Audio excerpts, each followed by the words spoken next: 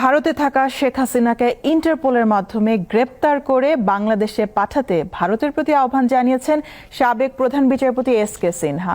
দুর্নীতির মামলায় 11 বছরের সাজাপ্রাপ্ত সিনহা এখন কানাডায় আছেন। মঙ্গলবার টাইম টেলিভিশনকে দেয়া এক সাক্ষাৎকারে এই মন্তব্য করেন তিনি।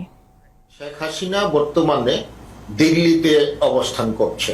ব্রিটেন শেখ হাসিনার ওখানে আশ্রয় নেওয়ার প্রার্থনা নাকচ করেছে। বর্তমান যারা প্রশাসনে আছেন তাদেরকে বলা শেখ হাসিনাকে যাতে দিল্লির থেকে বাহিরে না যাওয়ার জন্য। তাদেরকে এখন ইন্টারপোলের মাধ্যমে শেখ হাসিনার বিরুদ্ধে এতগুলা হত্যার সিভিলিয়ান পপুলেশনকে সে ঠান্ডা মাথায় খুন করেছেন, এইগুলা হলো যেটা ক্রাইমস এগেইনস্ট হিউম্যানিটি।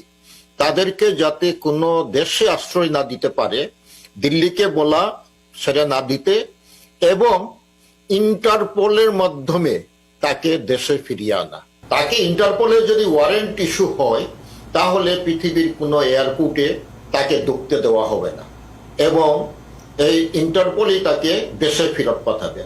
দেশে একটা রিভলিউশন হয়েছে, তারা কোটা আন্দোলনের সমন্বয়কারী, তারা সাকসেসফুল হয়েছে এবং পৃথিবীর যত রিভলিউশন হয়েছে সেই ইতিহাস দেখলে আমরা জানতে পারি যারা রিভলিউশন করেছে তারা একটা অন্তর্বর্তীকালীন সরকার গঠন করে। তারাই নির্ধারণ করতে পারে কে তত্ত্বাবধায়ক সরকার বা অন্তর্বর্তীকালীন সরকারে থাকবে, কিরকম দেশ চলবে, সেটা লিগেল হয়ে যায়। অথবা আরো একটা করা যেতে পারে যে প্রেসিডেন্ট আছেন, এই প্রেসিডেন্টকে বাধ্য করা তাকে পদত্যাগ করার জন্য।